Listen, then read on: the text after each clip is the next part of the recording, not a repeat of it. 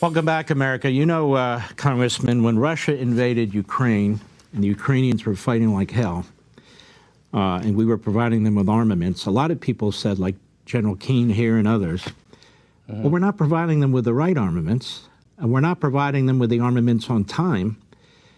And I responded, I agreed and said, well, what is it that Biden is doing here? He seems to want a battle where the Ukrainians cannot win, where you have a stalemate. And then we pour billions and billions and billions of dollars into this for a stalemate, or worse, the Ukrainians might lose. What's your take on this?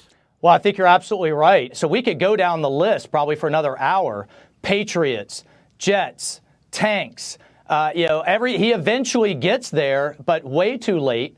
Now we are in a stalemate that is going to be very long and very expensive. So while I said absolutely we have to stop Putin, we also, the era of just blank checks, Biden just saying, give me billions of your taxpayer dollars and don't ask questions or else you're pro-Russia, is ridiculous and it's offensive. It's our job to say, to what end, what's the strategy, how are you going to get there, and also to question what he's done so far.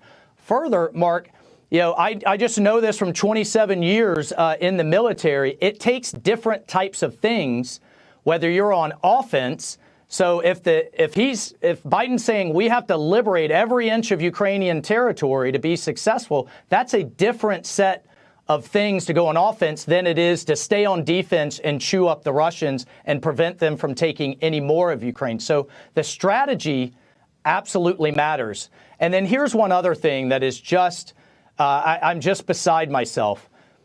Some Europeans have absolutely stepped up. The Brits, Poland, the Baltics, like Lithuania, Estonia, Latvia, but others, Germany, France, Italy, the big economies of Europe, are contributing a fraction of what they should.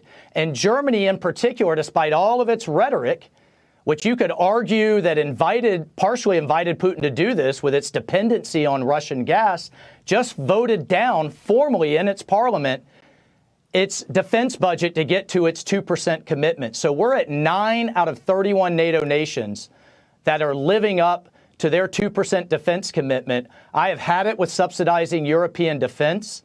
If we can't get them to step up now and use this as a leverage moment, then I don't know when we ever will. And if we don't, 5 years from now, 7 years from now, 10 years from now, we're going to find ourselves right back in the same place. I think this has a lot to do with the lack of American rational leadership.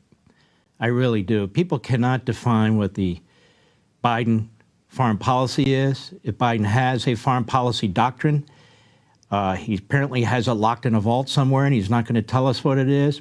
They're not transparent about what it is. Reagan was very clear, peace through strength, and don't screw around with us or our allies. That was the bottom line.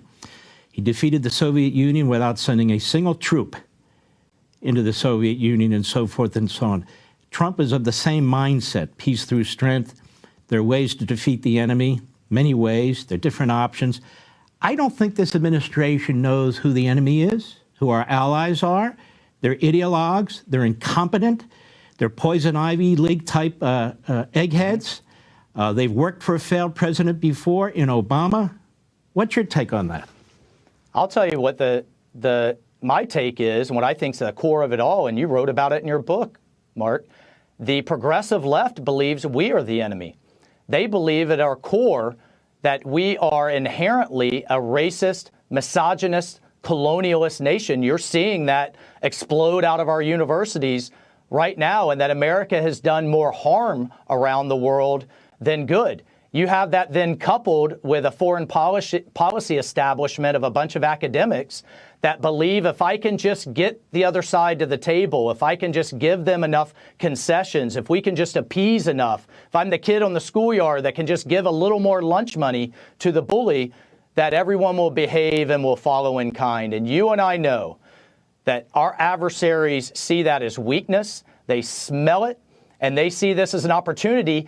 And where it really came home for me was in the Xi-Putin meeting, where Xi openly stated to Putin, we have a once-in-a-century opportunity right now under Joe Biden to transform the world order and make it look like what they want, a techno-socialist surveillance state rather than what the United States has led since World War II.